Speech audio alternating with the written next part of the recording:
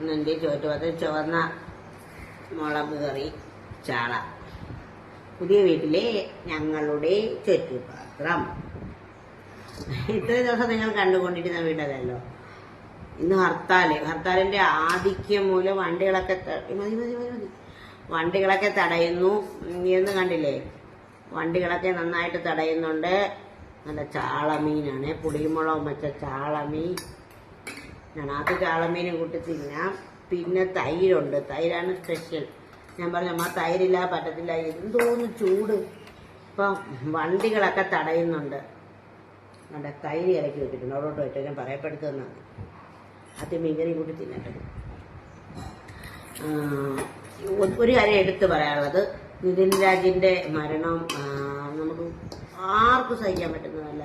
സിദ്ധാർത്ഥിന്റെ മരണം വന്നതുപോലെ തന്നെയാണ് നിതിൻ രാജിന്റെ മരണം. ഇങ്ങനെ കോളേജുകളിൽ കൊച്ചുങ്ങൾക്ക് അനുഭവപ്പെടുന്ന, മക്കൾക്ക് അനുഭവപ്പെടുന്ന വേദനകൾ നമ്മുടെ വീട്ടിൽ ആ പ്രായത്തിലുള്ള മക്കളുള്ളതുകൊണ്ട് നമുക്ക് വിഷമം തന്നെ, നല്ല വിഷമം തന്നെ. പക്ഷേ ഈ ഹർത്താൽ എന്ന് പറയുന്നത് ഒരുപാട് പേരുടെ ജനജീവിതം ഇതാക്കുന്നതാണ്. നമ്മളെ ഇവിടെ കച്ചവടക്കാർ കടകളടയ്ക്കുന്നു, വണ്ടികൾ ഓടുന്നില്ല.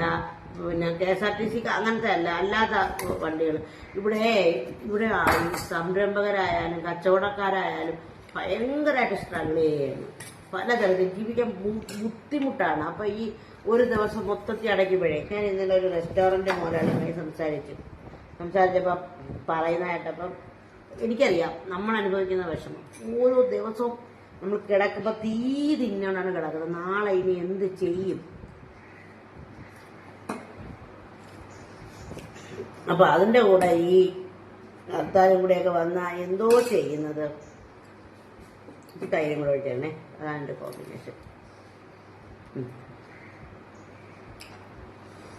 ഓക്കെ, അപ്പോൾ അടുത്ത ആളിനെ കാണിക്കാം, ആള് പറയും. അപ്പോൾ നമുക്ക് അതിൽ കാണാം. എല്ലാവരും സുഖമല്ലേ? ഊണ് കഴിച്ചോ? ഊണ് കഴിക്കാൻ സമയം ആവുന്നതേ ഉള്ളൂ, നമുക്ക് സമയമായെന്നും പറഞ്ഞിട്ട്. ഓക്കെ, അപ്പൊ ഇന്ന് ഹർത്താലാണ്. ഹർത്താലെന്ന് പറഞ്ഞാൽ റോഡിൽ വണ്ടികൾ ഓടുന്നുണ്ട്, പക്ഷെ പേടിച്ചിട്ടാണ്. ഒരു അത്യാവശ്യങ്ങൾക്ക് പോകുന്നത് പോലും പേടിച്ചിട്ടാണ്.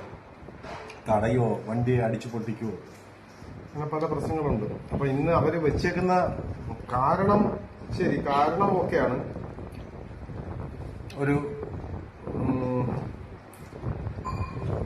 ഒരു ഡോക്ടറാവാൻ വേണ്ടി പഠിക്കാൻ തുടങ്ങിയ വിദ്യാർത്ഥിയുടെ മരണം, അത് തീർച്ചയായും വേദനാജനകം തന്നെയാണ്.